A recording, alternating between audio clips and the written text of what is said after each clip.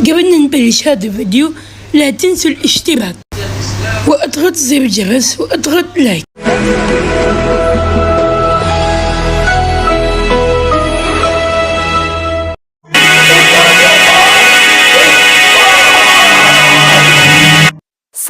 C.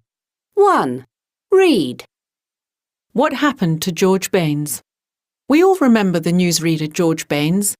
Last year, millions of people were watching the news on Channel 8. The title sequence ended and there was Baines. He looked into the camera, ready to speak, paused, and looked down at the desk. Then he did something unexpected. He said, "I'm sorry, I can't do this anymore." He then stood up and left the studio. He quit his job and his career in television. But what led him to this major decision? It seemed like Baines had the perfect life.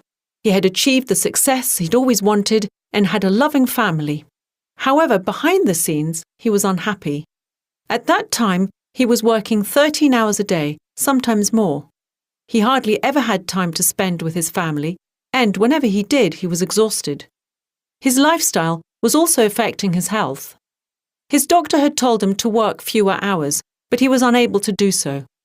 In addition, he was constantly arguing with the producer because of the quality of the news bulletins. It was all gossip and celebrities and had very few stories about the real issues in the world. He strongly disapproved of this, and that night it all seemed too much to cope with.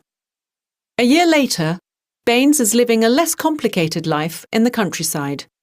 He has just published his first book, The Best Time Is Now, and also writes a blog.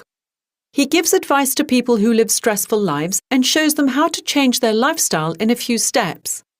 Baines told us, "I want people to believe that anything is possible. I turned my life around, and it's been the most important decision I've ever made." Baines spends a lot of time with his children, and he also grows his own vegetables. He isn't as stressed as he used to be, and he is healthier and more energetic than ever. Many people ask Baines why he chose to quit on air. Baines explains, "When you realize you need to make a change in your life, you shouldn't keep putting it off. The best time to do it is now."